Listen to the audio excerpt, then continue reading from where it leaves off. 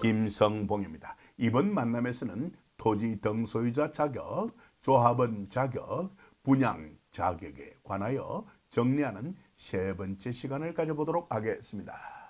우리는 이미 첫 번째, 두 번째 시간을 가졌고요. 첫 번째 시간에서는요, 토지 등 소유자 자격을 정리하는 것에 초점을 맞추었고요. 두 번째 만남에서는 조합원 자격에 관하여 정리하는 데 초점을 맞추었습니다. 그렇다면 이번 세 번째 만남에서는요, 분양 자격을 정리하는 데 초점을 맞추고 진행하면 될 것입니다. 여기에 제시되어 있는 내용과 관련된 수많은 동영상 자료들이 김박사 부동산 TV 유튜브 채널에 탑재되어 있으니까 필요한 경우 활용하시면 될 것입니다. 그리고 이번 만남에서도 다룰 내용이 대단히 많기 때문에요. 핵심적인 내용 위주로 정리해 나가도록 하겠습니다. 그리고 이번 만남에서 다룰 내용 중 많은 부분이 토지 등 소유자 자격, 조합원 자격 다룰 때 다루었던 것과 관련이 있기 때문에 중복되는 일부의 내용에 대해서는 버리고 재점검할 필요가 있는 부분이 있다면 그것 위주로 정리를 이어가도록 하겠습니다. 이쯤 해두고 화면 정리하고요.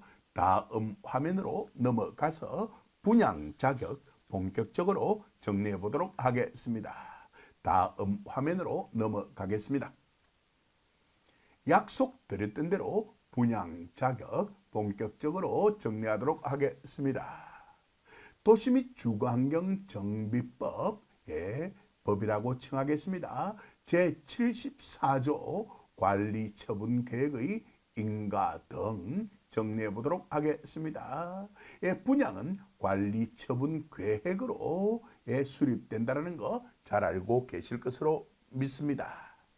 자, 그중 제1항부터 핵심적인 내용 위주로 정리해 보도록 하겠습니다. 참고로 말씀드리자면 제74조는요, 총 7개의 항으로 구성되어 있습니다. 자, 제1항 핵심적인 내용 위주로 정리해 보도록 하겠습니다. 사업 시행자는 말입니다.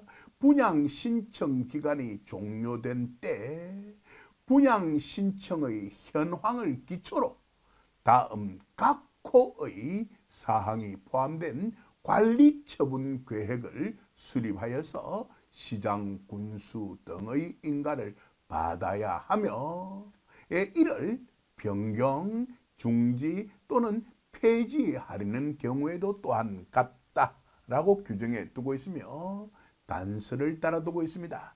다만 경미한 사항을 변경하려는 경우에 있어서는요, 조금 살을 붙여 볼게요. 인가까지 받을 필요는 없고 신고는 하여야 합니다 라고 규정되어 있습니다. 여기까지 핵심적인 내용 제대로 파악하였을 것으로 믿습니다. 그리고 제1항과 관련된 각 호는 총 9가지로 구성되어 있는데요. 지금 화면에는 그중 4가지 제시되어 있습니다. 혼자서라도 충분히 확인할 수 있는 내용이기 때문에 추가적인 설명을 드릴 필요는 없을 것 같습니다. 앞으로 관리처분 계획 수립을 할 때 됐죠. 포함되어야 하는 것 9가지 누가 물어본다면 바로 이 규정 참고하시면 될 것입니다. 그리고 제4호에는 가나다라라는 4가지 목이 관련되어 있다는 거 말씀드리면서 화면 정리하고 다음 화면으로 넘어가겠습니다.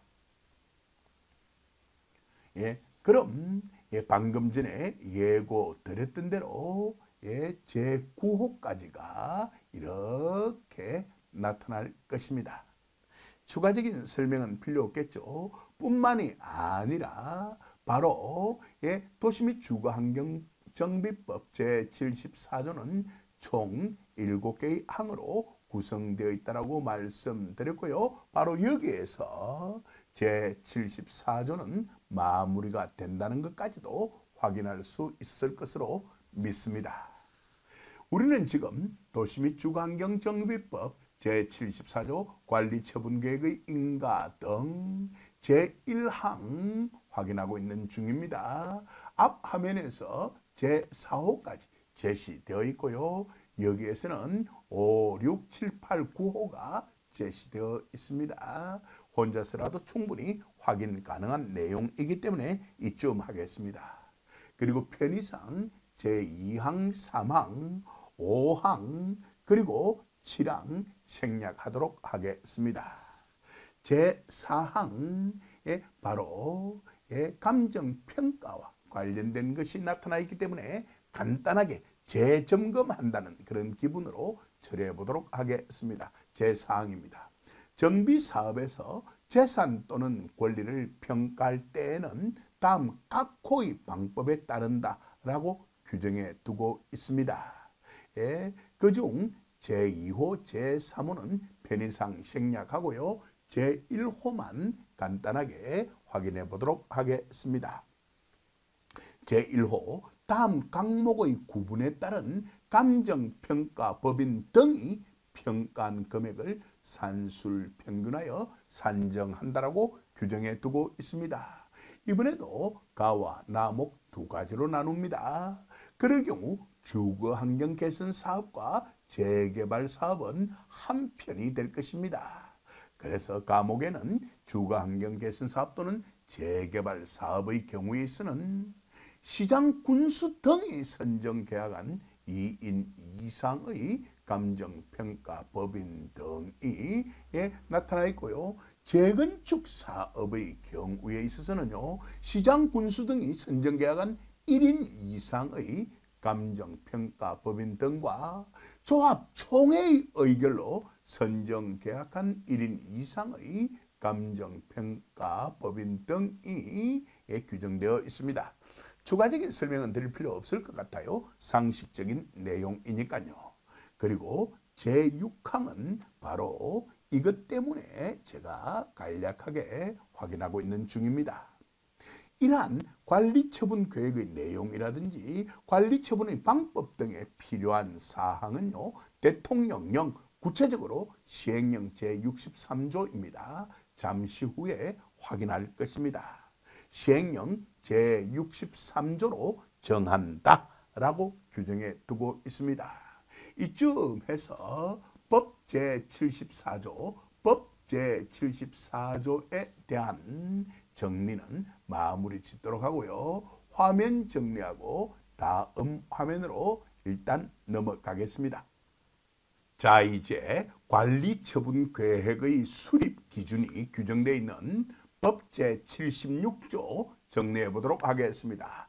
총 2개의 항으로 구성되어 있고요. 그 대부분은 제1항이 차지하고 있습니다. 제1항은 7개의 호로 나누어져 있고요. 그리고 제7호 같은 경우에 있어서는요. 5개의 목이 관련되어 있습니다. 가나, 다라, 마라는 5가지 목이 관련되어 있고요. 그 가운데서 나목에는 4가지가 관련되어 있습니다. 전체 윤곽 파악하셨을 것으로 믿고요. 핵심 내용 위주로 정리해 보도록 하겠습니다. 화면 정리하고요. 제1항부터 정리해 보도록 하겠습니다. 제74조 제1항에 따른 관리처분계획의 내용은 다음 각 호의 기준에 따른다라고 규정해 두고 있습니다. 여기에 제시되어 있는 제1호부터 제4호까지는요. 혼자서 충분히 정리할 수 있는 내용이고요. 큰 영향가는 없습니다. 그래서 지금 시간 관계상 이것은 잠시 접어두고요. 제5호 이후에 있는 핵심적인 내용 위주로 정리해 보도록 하겠습니다. 제5호 관련 내용도 여러 차례 정리하였던 것입니다.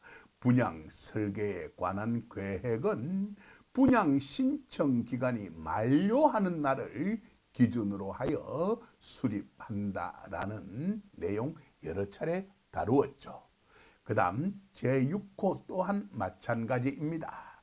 1세대 또는 1명이 하나 이상의 주택 또는 토지를 소유한 경우 1주택을 공급하고 같은 세대에 속하지 아니하는 2명 이상이 1주택 또는 1토지를 공유한 그런 경우에는 1주택만 공급한다라는 규정 여러 차례 다루어 본 적 있을 겁니다. 이쯤 해두죠. 물론 예외도 있어요. 그게 바로 제7호입니다. 제7호, 제6호에도 불구하고 이게 바로 예외로 들어가는 단서 아니겠습니까? 제6호에도 불구하고 다음 강목의 경우에는 강목의 방법에 따라 주택을 공급할 수 있다라고 규정해 두고 있고요. 이것이 다섯 가지로 구성되어 있습니다. 그중 과목입니다. 2명 이상이 1토지를 공유한 그런 경우로서 조금씩 살을 붙이면서 이어갈게요. 시도 조례로 주택 공급을 따로 정하고 있는 경우에는 시도 조례로 정하는 바에 따라서 주택을 공급할 수 있는데요. 일부 시도에서는 자체 조례가 있습니다만은 부산광역시의 경우에 있어서는 따로 규정을 두고 있지 않습니다. 그래서 해당 사항 없음이라고 제가 적어둔 것입니다. 나목입니다. 다음 어느 하나에 해당하는 토지 등 소유자에게는 소유한 주택 수만큼 공급할 수 있다라는 예외 규정을 두고 있습니다. 여러분들이 해당하는지 혼자서라도 충분히 확인할 수 있을 테니까 추가적인 설명은 드릴 필요 없을 것 같습니다. 자, 나목까지 핵심적인 내용 정리하였고요. 이제 남아있는 다라목에 관하여 핵심 내용 위주로 정리해 보도록 하겠습니다. 화면 정리하고요. 다음 화면으로 넘어가겠습니다. 우리는 법 제76조 제1항 제7호 관련 내용 다루고 있는 중입니다. 나목까지 확인하였고요. 다목은 편의상 생략하고 라와 마목에 관하여 간략하게 정리해 보도록 하겠습니다. 제74조 제1항 제5호에 따른 가격의 범위 중요합니다. 이것은 가격의 범위 또는 종전주택의 주거 전용 면적의 범위 두 가지 선택이 제시되어 있습니다. 이러한 것에서 2주택을 공급할 수 있도록 규정해 두고 있습니다. 이걸 흔히 1+1이라고 부르는 것입니다. 1 더하기 1 말입니다. 가격의 범위에 해당되어도 1+1이 적용될 수 있고요. 종전주택의 주거 전용 면적의 범위에 해당되어도 1+1이 주어질 수가 있는 것입니다. 주의할 점은 이중 1주택은 주거 전용 면적을 60제곱미터 이하로 한다라고 규정해 두고 있습니다. 1+1에 관련된 규정으로서 대단히 중요한 규정입니다. 다만 단서가 있습니다. 60제곱미터 이하로 공급받은 1주택은요. 이전 고시일 다음 날부터 3년이 지나기 전에는 주택을 전매하거나 전매를 알선할 수 없습니다. 그렇게 하였을 경우에서는 위반하였을 경우에서는 법적 처벌을 받습니다. 라는 것까지만 말씀드리도록 할게요. 이쯤 해둡시다. 1+1에 관해서 누가 질문을 한다면 바로 법 제76조 제1항 제7호 라목에 참고하셔서 답변하시면 정확한 답변이 될 것입니다. 여기까지도 이해하셨을 것으로 믿습니다. 그리고 과밀 억제 권역에 위치한 재개발은 아닙니다. 재건축 사업의 경우에 있어서는요, 토지 등 소유자가 소유한 주택 수의 범위에서 3주택까지 공급할 수 있다라고 규정해 두고 있습니다. 단서가 이어져 있습니다만은 지금은 잠시 접어두겠습니다. 그리고 제2항에서는요, 이러한 관리처분 계획의 수립 기준 등에 필요한 사항은 대통령령으로 정한다라고 규정해 두고 있습니다만은 현재까지는 그에 해당하는 시행령 규정은 없습니다. 여기까지도 핵심적인 내용 정확하게 파악하셨을 것으로 믿고요. 화면 정리하고요. 다음 화면으로 넘어가서 우리가 앞서 법 제74조, 법 제74조에서 약속해 두었던 시행령 제63조, 시행령 제63조 정리해 보도록 하겠습니다.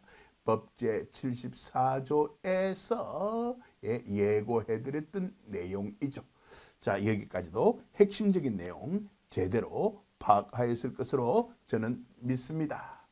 자, 약속대로 도시 및 주거환경 정비법 시행령 제63조 관리처분의 방법에 관하여 정리해 보도록 하겠습니다. 자, 바로바로 진행하도록 하죠. 추가적인 설명도 필요 없을 것 같고요. 이러한 제63조는 총 2개의 항으로 구성되어 있고요. 제2항은 편의상 생략하도록 하고요. 제1항 또한 핵심 내용 위주로 정리해 보도록 하겠습니다. 제1항입니다. 제1항의 법 제23조 제1항 제4호의 방법으로 시행되는 것이 바로 주거환경 개선 사업과 재개발 사업입니다. 이러한 것의 경우에 있어서는요, 법 제74조에 따른 관리 처분은 다음 각호의 방법에 따른다라고 규정해 두고 있고요. 7개의 호를 규정해 두고 있는데 그 가운데 있어서 제4호부터 제6호까지는 편의상 생략하도록 하겠습니다. 나머지 것들도 핵심 사항 위주로 정리해 보도록 하겠습니다. 제1호, 시도조례로서 분양주택의 규모를 제한하는 그런 경우에 있으면요, 조금씩 살을 붙여볼게요. 그 규모 이하로 주택을 공급하도록 그 기준을 정해두고 있습니다. 하지만 부산의 경우에 따로 규정이 없습니다. 해당 사항이 없습니다. 그 다음 제2호, 한 개의 건축물의 대지는 한 필지의 토지가 되도록 정하도록 규정해 두고 있습니다. 다만 주택단지의 경우에는 그러하지 아니하다라고 예외적인 단서를 정해두고 있습니다. 그 다음 제3호입니다. 정비구역의 토지 등 소유자에게 원칙적으로 분양해야만 하는 것입니다. 물론 이 경우에 있어도 지상권자는 제외한다는 거 앞서 말씀드리기도 하였습니다. 추가적인 설명은 필요 없을 것 같아요. 다만 공동주택을 분양하는 그런 경우에 있어서는요, 시도조례, 부산도 조례가 있습니다. 그것이 바로 조례 제37조이고 조례 제37조는 나중에 따로 정리해 드릴 테니까 걱정할 이유는 없을 것 같습니다. 조례 제37조로 부산의 경우입니다. 로 정하는 바에 따라서 분양 대상에서 제외할 수 있다라고 규정해 두고 있습니다. 제7호입니다. 주택 및 부대시설, 복리시설의 공급 순위는 말입니다. 기존의 토지 또는 건축물의 가격을 고려하여 정하도록 규정해 두고 있는데요. 이 경우 그 구체적인 기준 또한 시도 조례로 정할 수 있도록 규정해 두고 있는데 부산의 경우에서는 조례 제40조에 그 내용이 규정되어 있습니다. 이 또한 잠시 후 정리해 드릴 테니까 걱정할 이유는 없을 것 같습니다. 이쯤 해두고요. 화면 정리하도록 하겠습니다. 그리고 다음 화면으로 넘어가겠습니다. 지금까지 우리들은 법과 시행령에 관련된 규정들 정리하였습니다. 이제 예고드렸던 대로요. 그것의 위임을 받은 부산광역시 도시 및 주거환경정비 조례의 규정들 정리해 보도록 하겠습니다. 편의상 줄여 조례라고 하겠습니다. 조례 제36조에 간략하게 점검해 보도록 하겠습니다. 조례 제36조 재개발 사업의 관리 처분 계획 기준 등에 관해서 규정해 두고 있는 것입니다. 재개발 사업의 관리 처분 계획은 다음 각 호의 기준에 따른다. 라고 규정해 두고 있습니다. 총 6가지의 호가 제시되어 있습니다. 자, 핵심 내용 위주로 정리해 보도록 하겠습니다. 제1호입니다. 종전 토지의 소유 면적은요, 관리처분 계획 기준일 현재 공간정보의 구축 및 관리 등에 관한 법률 제2조 제19호에 따른 소유 토지별 지적 공부에 따른다라고 규정해 두고 있습니다. 다만이라는 예외적 조건에 해당하는 단서 제시되어 있습니다.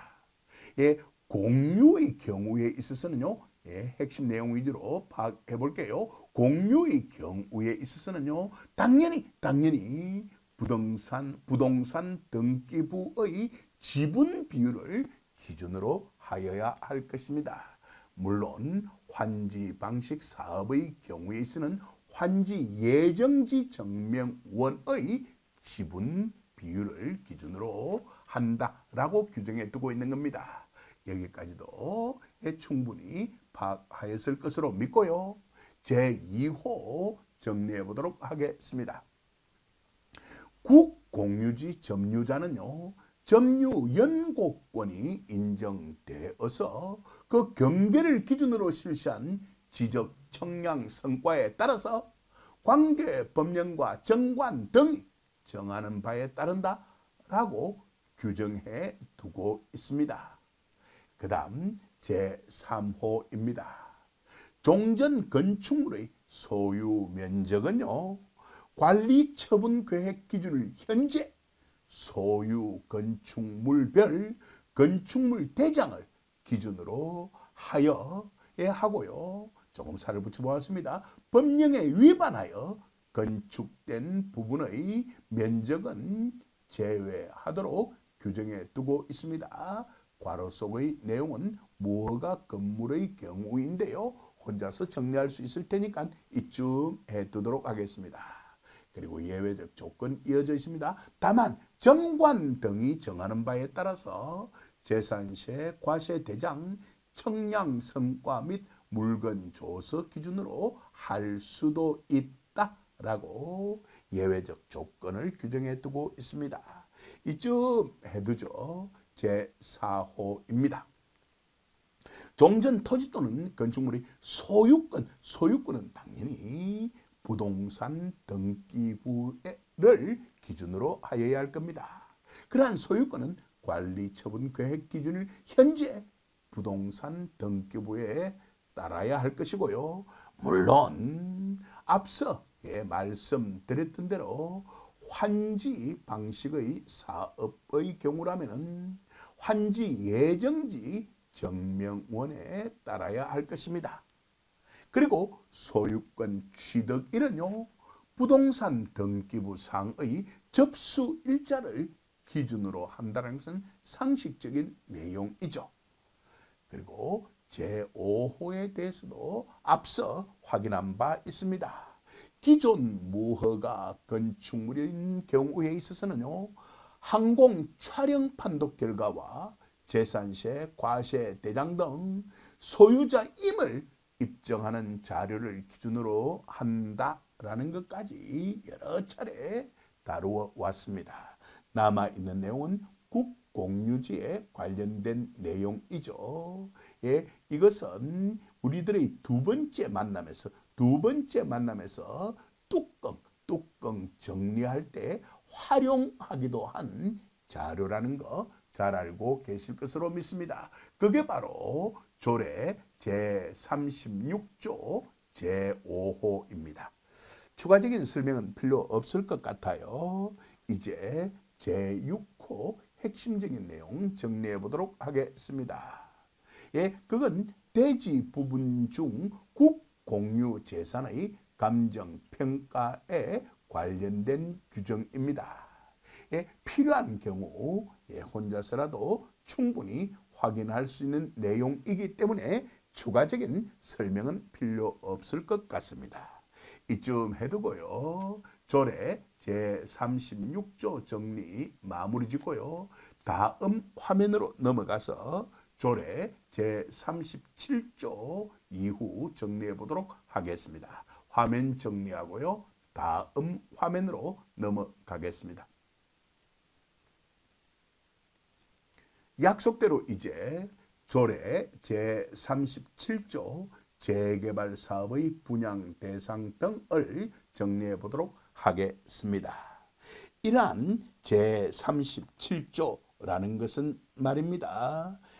총 4개의 항으로 구성되어 있고요. 지금 이 화면에는 제1항 제시되어 있을 뿐이고요. 이러한 제1항은 4가지 호와 관련이 있는데 그 4가지 가운데서 지금 화면에는 2가지 호만 제시되어 있을 뿐입니다. 잠시 후 나머지 것들도 확인해 드릴 테니까 걱정할 이유는 없을 것 같습니다. 바로 이어가도록 하겠습니다. 조례 제37조는 바로 제63조 제1항 제3호 단서에 따라 나타난다는 거 이미 예고해 드렸습니다. 재개발 사업으로 조성되는 재개발 사업입니다. 재개발 사업으로 조성되는 대지 및 건축 시설 중 공동주택의 분양 대상자는 관리처분 계획 기준을 현재 다음 각 호의 어느 하나에 해당하는 자로 하여야만 한다라고 규정해 두고 있습니다. 자, 그중 제1호 확인해 보도록 하겠습니다.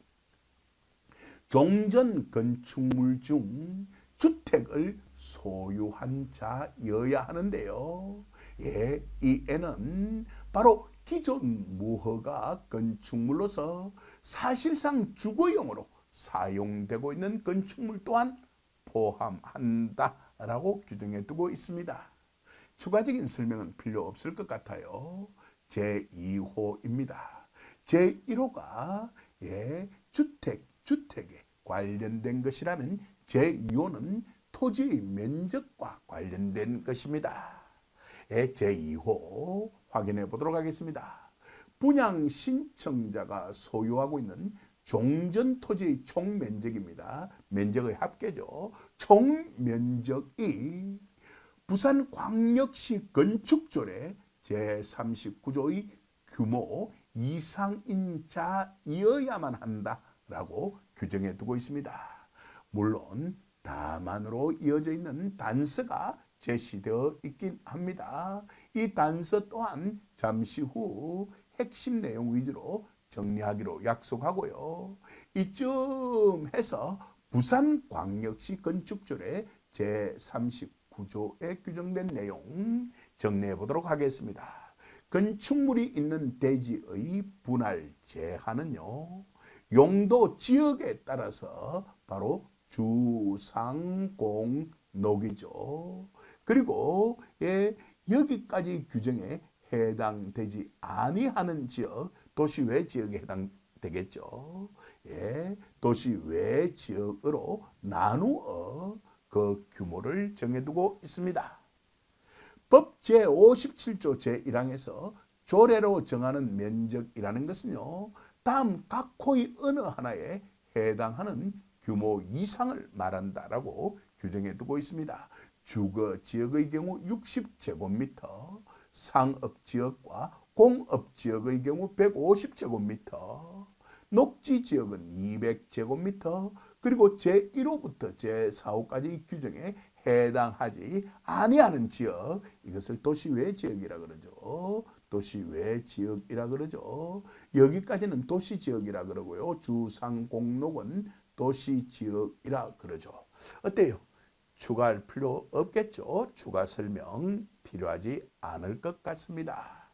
자, 여기까지도 이해하셨을 것으로 믿습니다. 도시외 지역으로는 관농자가 있죠. 관농자. 자, 이 정도만 말씀드릴게요. 이 정도만 말씀드릴게요. 자, 다시 되돌아가겠습니다. 우리가 보류해 두고 있는 다만 이후 말입니다. 다만 이후입니다. 법 제77조에 따른 권리 산정 기준일 이전에 분할된 한 필지 토지로서 그 면적이 20제곱미터 이상인 토지, 60제곱미터가 안 되네요. 그런데도 불구하고 이런 조건에 맞는 토지의 소유자는 말입니다. 됐죠? 사업 시행 계획 인가 고시일 이후부터 공사 완료 고시일까지 분양 신청자를 포함한 세대원 전원이, 세대원 일부가 아닙니다. 세대원 전원이 주택을 소유하고 있지 아니한 경우, 즉 무주택자인 경우에 한정하여서 이러한 분들에 대해서는 분양 대상자로 받아들여 주겠다는 것입니다. 여기까지도 핵심적인 내용 파악하였을 것으로 저는 믿습니다. 추가적인 설명은 필요 없을 것 같고요. 나머지 내용 정리해 보도록 하겠습니다. 제1항 3호, 4호 내용 확인해 보도록 하겠습니다. 화면 정리하고요. 다음 화면으로 넘어가겠습니다. 우리들은 조례 제37조 제1항 정리하고 있는 중이고요. 제1항은 4가지 호로 구성되어 있으며 그 가운데서 제1호, 제2호 정리하였고요. 이제 제3호, 제4호 정리할 차례가 되었습니다. 자, 제3호 분양 신청자가 소유하고 있는 종전 토지 및 건축물의 가액이 분양용 최소 규모 공동주택 한 가구의 추산액 이상인 자 또한 분양 대상자로 인정해 주겠다는 겁니다. 추가적인 설명은 필요 없을 것 같아요. 그리고 사업 시행 방식이 전환되는 그런 경우에 있어서요. 전환되기 전의 사업 방식에 의하여 환지를 조금 살을 붙여볼게요. 이미 지정받은 자의 경우에서는 위에서 제시된 제1호부터 제3호까지 규정은 적용하지 아니할 수 있다. 따라서 이분은 바로 분양 대상자로 받아줄 수 있겠다는 겁니다. 여기까지도 핵심적인 내용 제대로 파악하였을 것으로 저는 믿습니다. 자, 이제 제2항 그리고 제3항, 제4항 정리할 차례인데요. 제3항과 제4항은 편의상 생략하고요. 제2항 핵심 내용 위주로 정리해 보도록 하겠습니다. 제1항에 따른 공동주택 분양 대상자 중에서 다음 각 호의 어느 하나에 해당하는 경우에는 여러 명의 분양 신청자를 한 명의 분양 대상자로 보겠다는 그런 규정입니다. 대단히 중요한 규정이죠. 총 6가지 호가 관련되어 있습니다. 이 내용들에 대해서도 이미 여러 차례 여러분들께서는 들어보셨을 것입니다. 그럼 재점검하는 그런 기분으로 화면 정리하고요. 조례 제37조 제2항 정리해 보도록 하겠습니다. 앞서 보았던 내용들이죠. 자, 어차피 조례라는 것은요, 법과 영의 위임을 받아서 존재하는 것이니까 말입니다. 자, 진행합니다. 제1항에 따른 공동주택 분양 대상자 중 다음 각 호의 어느 하나에 해당하는 경우에 있어서는 여러 명의 분양 신청자를 한 명의 분양 대상자로 보겠다는 겁니다. 제1호입니다. 단독주택 또는 다가구 주택이 말입니다. 권리 산정 기준일 후 다세대 주택으로 전환된 경우 이런 쪼개기를 막겠다는 겁니다. 그럴 경우 아무리 많이 쪼개기가 되어 있다 할지라도 분양 대상자는 한 명만 인정해 주겠다는 겁니다.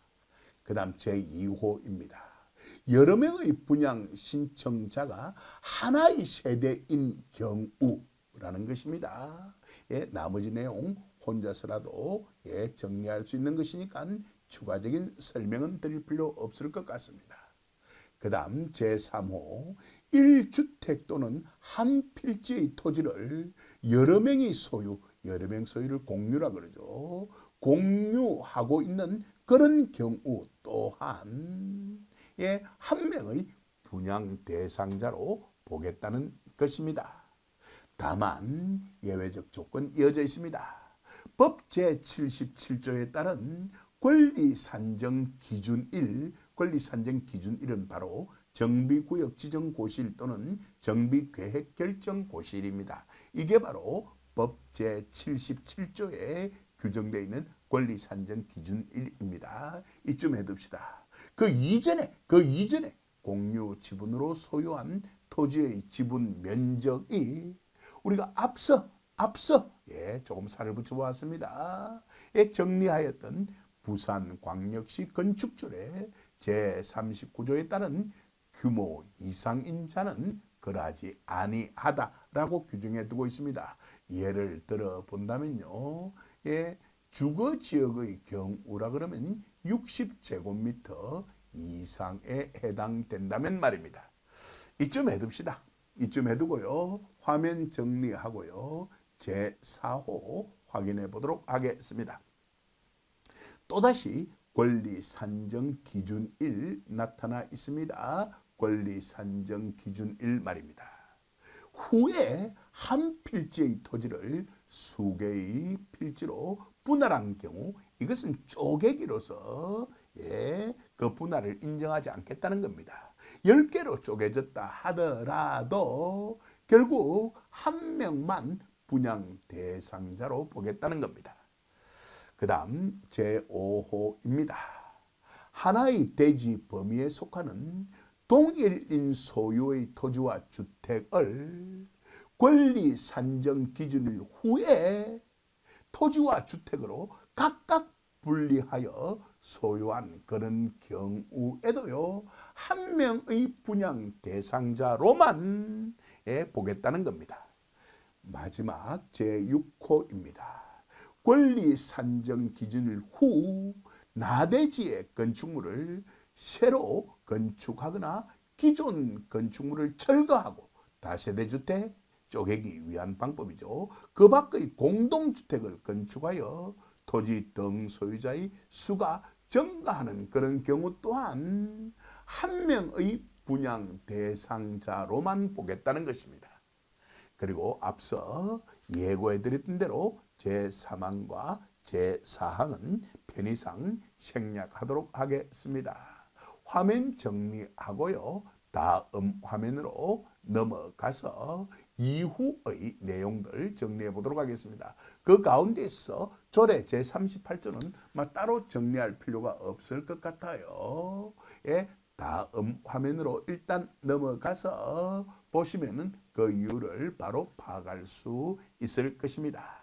조례 제38조는요. 분양에 관련된 것이 아니라 감정평가업자 선정과 관련된 내용이기 때문에 두 개의 항으로 구성되어 있는 이거 따로 정리할 필요는 없을 것 같습니다. 여기까지도 핵심적인 내용 제대로 파악하셨을 것으로 저는 믿습니다. 자, 이쯤 해두고요. 이제 조례 제39조 정리해 보도록 하겠습니다. 조례 제39조는 상가 등 부대 복리시설의 분양 대상자를 규정해 두고 있습니다. 예, 그 순위가 정해져 있는데요. 예, 총 7가지의 순위로 규정되어 있습니다. 자, 그럼 핵심 내용 위주로 파악해 보도록 하겠습니다. 일단 여기에 제시되어 있는 제3순위까지 필요하다면 제2순위까지 핵심 내용만 파악하면 될 것 같아요. 나머지는 제가 파악하는 방법을 알려드릴 테니까 혼자서 정리할 수도 있을 것 같습니다. 일단 정리 시작해 보도록 하겠습니다. 법 제74조 제1항에 따라 사업 시행자가 수립하는 관리처분 계획 중 재개발 사업의 상가 등 분양 대상 부대 복리시설의 분양 대상자는 분양 신청자 중에서 조금 살을 붙여보았습니다. 관리처분 계획 기준을 현재 다음 각 호의 순위 및 자격을 기준으로 정관 등이 정하는 바에 따른다 라고 규정해 두고 있는데, 대개의 경우 거의 모든 조합에서 이 순위를 정관에 그대로 규정해 둔다라는 거 말씀드리고 싶네요. 자, 좋습니다. 이쯤에 두고 화면 정리하고 제1순위부터 확인해 보도록 하겠습니다. 제일 먼저 종전 건축물의 용도를 확인합니다. 그 다음 사업자 등록 요건이 있습니다. 그리고요, 종전 가액 기준이 있습니다. 이 세 가지 조건이 다 맞는 경우 제1순위, 이 세 가지 중에서 일부가 부합하지 않는 그런 경우에 있어서는 순위가 떨어지게 됩니다. 제2순위까지만 일단 점검해 보도록 하겠습니다. 제2순위 확인 결과 종전 건축물의 용도는 그대로 유지되어 있습니다. 그리고 종전 가액도 유지되어 있습니다.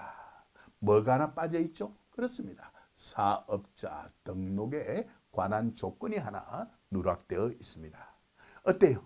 나머지들도 이런 방법으로 정리하신다면 충분히 혼자서라도 이 내용들 다 정리할 수 있을 것 같습니다. 그럼 저는 편의상 제1순위만 정리해 보도록 하죠. 제1순위. 종전 건축물의 용도가 분양 건축물 용도와 동일하거나 똑같을 필요는 없습니다. 유사한 시설이면 되고요. 자, 이걸 편의상 1번이라고 번호를 붙여볼게요. 그리고 2번, 종전 건축물에서 영업을 영위하기 위한 사업자 등록, 이것에는 인허가 또는 신고 등을 포함합니다. 을 마친 해당 건축물의 소유자일 것. 그 다음에 세 번째입니다. 종전 가액이 분양 건축물의 최소 분양 단위 규모 추산액 이상인 자여야만 합니다. 여기까지도 핵심적인 내용 제대로 파악했을 것으로 믿습니다. 주의할 점은 종전 가액이라는 것은 공동주택을 분양받은 경우에는요, 그 분양 가격을 제외한 가액을 말한다라고 규정해 두고 있습니다. 이쯤 해두죠.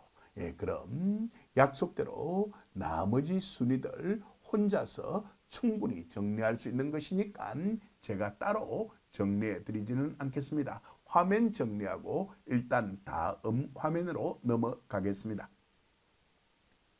말씀드렸던 대로 제7호, 제7순위가 제시되어 있습니다.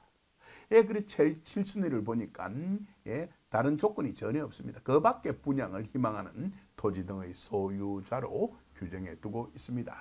이쯤 해두죠. 이쯤 해두고 화면 정리하고요. 다음 화면으로 넘어가서 조례 제40조 내용 간략하게 정리해 보도록 하겠습니다. 다음 화면으로 넘어가겠습니다. 자, 이제 약속대로 조례 제40조의 내용 간략하게 정리해 보도록 하겠습니다. 조례 제40조는 재개발 사업의 관리 처분 방법을 규정해 두고 있습니다. 이 또한 시행령 제63조 제1항 제7호의 위임을 받은 것이라는 거 잘 알고 계실 것으로 믿습니다. 그래서 이렇게 규정이 되어 있습니다. 영 제63조 제1항 제7호에 따라서 재개발 사업의 분양주택 공급은 제37조에 따른 분양 대상자에게 다음 각 호의 기준에 따라 세 가지 호가 제시되어 있습니다. 사업시행계획 인가일을 기준으로 한 종전 토지 또는 건축물의 권리가액입니다. 권리가액입니다. 권리가액을 기준으로 공급한다라고 규정해 두고 있습니다. 제1호 권리가액에 가장 근접한 분양주택 가액의 주택을 분양한다. 이 경우 근접한 분양주택 가액이 두 개인 때에는 분양 대상자의 신청 내용에 따른다라고 규정해 두고 있습니다. 제2호입니다. 제1호에도 불구하고 정관 등으로 정하는 경우에는 국민주택 규모의 주택은 분양 대상자의 권리가액이 많은 액수 순으로 분양할 수 있으며 국민주택 규모를 초과하는 주택은 해당 주택의 총건설 세대수의 100분의 50 이하가 분양 대상자에게 분양될 경우에는 규모별 100분의 50까지 분양 대상자에게 권리가액이 많은 액수순으로 분양할 수 있다라고 규정해 두고 있습니다.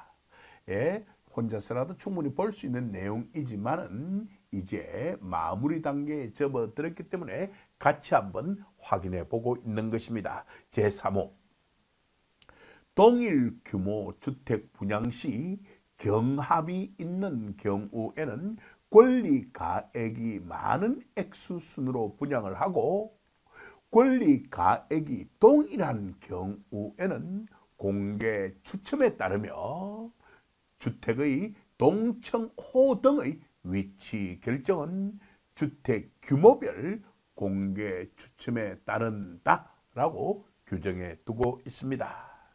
이상으로서 관련 조례 내용 정리는 마무리되었고요. 이제 표준정관에 규정되어 있는 내용 확인을 함으로써 이번 만남은 마무리 짓도록 하겠습니다. 일단 화면 정리하고요. 표준정관 제46조를 확인하기 위하여 다음 화면으로 넘어가겠습니다.